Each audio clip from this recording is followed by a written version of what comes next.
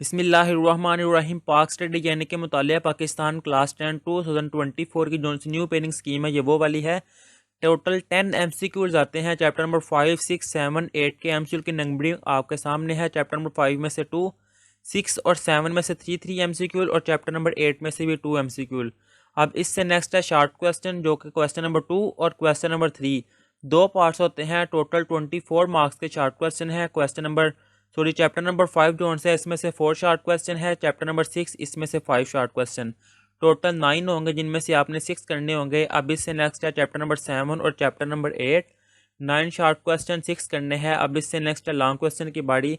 Question number 5, question number 6, question number 7, ये long question है। Total 16 marks के chapter number 5 में से आता है, एक चैप्टर नंबर 7 में से और चैप्टर नंबर 6 और 8 में से हाफ ऑफ पार्ट से दोनों में से किसी भी एक चैप्टर का टोटल पूरा लॉन्ग क्वेश्चन भी आ सकता है।